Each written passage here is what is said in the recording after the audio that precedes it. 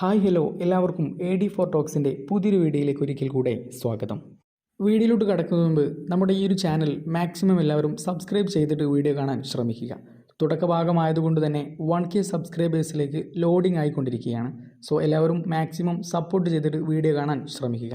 നമുക്ക് വീഡിയോയിലോട്ട് വരാം. ഇനി കേരള ബ്ലാസ്റ്റേഴ്സിന് ചെന്നൈയിൻ FCയുമായിട്ടാണ് മത്സരമുള്ളത്. അവരുടെ ഹോം ഗ്രൗണ്ടായിട്ടുള്ള ഇൻഡോർ സ്റ്റേഡിയത്തിൽ വെച്ചാണ് ആ ഒരു മത്സരം അരങ്ങേറുക. സോ ആ ഒരു മത്സരത്തിൽ ബ്ലാസ്റ്റേഴ്സ് ഇറങ്ങാൻ സാധ്യതയുള്ള ഒരു പോസിബിൾ ലൈനപ്പിനെ കുറിച്ചാണ് ഇന്ന് ഈ വീഡിയോ ഭാഗത്ത് നമ്മൾ ചർച്ച ചെയ്യുന്നത്. സോ ലൈനപ്പിലേക്ക് വരികയാണെങ്കിൽ ഒരുപാട് മാറ്റങ്ങൾ ചിലപ്പോൾ സംഭവിക്കാൻ സാധ്യതകളുണ്ട്. കഴിഞ്ഞ മത്സരങ്ങളിലൊക്കെ വളരെയധികം നല്ലൊരു തോൽവി ഏറ്റുവാങ്ങിയിട്ടാണ് ബ്ലാസ്റ്റേഴ്സ് നിലവിലെ സാഹചര്യം നേരിടുന്നത്. ബ്ലാസ്റ്റേഴ്സിൻ്റെ 11ലേക്ക് വരുമ്പോൾ ഗോൾ കീപ്പറായിട്ട് സൂപ്പർ താരമായിട്ടുള്ള സച്ചിൻ സുരേഷ് തന്നെയായിരിക്കും ഉണ്ടാവുക. അതുപോലെ തന്നെ ഡിഫെൻഡിങ് സ്ഥാനം അലങ്കരിക്കുക one of the best combo ആയിട്ടുള്ള മിലോസ് ആൻഡ് മാർക്കോ ലെസ്കോവിച്ച് തന്നെയായിരിക്കും. ലെഫ്റ്റ് ബാക്കിൽ നവോച്ചു സിംഗ് തന്നെയായിരിക്കും. റൈറ്റ് ബാക്കിൽ ചിലപ്പോൾ പ്രീതം കോട്ടാലിനെ ചേഞ്ച് വരുത്തിയിട്ട് പ്രബീർ ദാസിനെ ഇറങ്ങാൻ സാധ്യതയുണ്ട്.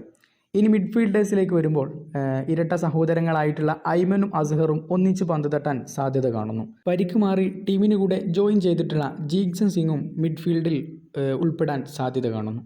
ആദ്യ പകുതിയിലൊന്നും ഇടം പിടിക്കാത്ത ഡൈസുക്കി സക്കായി ഈ ഒരു മത്സരത്തിൽ ആദ്യ പകുതിയിൽ ഇറങ്ങാനും സാധ്യതയുണ്ട്. ഇനി മുന്നേറ്റ നിരയിലേക്ക് വരുമ്പോഴാണെങ്കിൽ സൂപ്പർ താരമായിട്ടുള്ള ഡിമിത്രിയോസ് ഡയമൻഡഗോസ് മുന്നേറ്റ നിരയിൽ ഉണ്ടാകും. അദ്ദേഹത്തിന് കൂടെ നിഹാൽ സുധീഷും ഉണ്ടാകാനാണ് ഏറ്റവും കൂടുതൽ സാധ്യത കാണുന്നത്. സോ ഈ ഒരു ലൈനപ്പ് പോസിബിൾ ലൈനപ്പ് മാത്രമായിട്ട് നിങ്ങൾ പരിഗണിക്കുക. നിങ്ങളുടെ ഒരു പോസിബിൾ ലൈനപ്പ് താഴെ കമൻറ്റ് ബോക്സിലൂടെ അറിയിക്കൂ. ഇതുപോലത്തെ KBFC ഫുട്ബോൾ അപ്ഡേറ്റുകൾക്കായി നമ്മുടെ AD4 ടോക്സ് മറക്കാതെ സബ്സ്ക്രൈബ് ചെയ്യുക. അടുത്തൊരു വീഡിയോയുമായി വീണ്ടും കാണാം.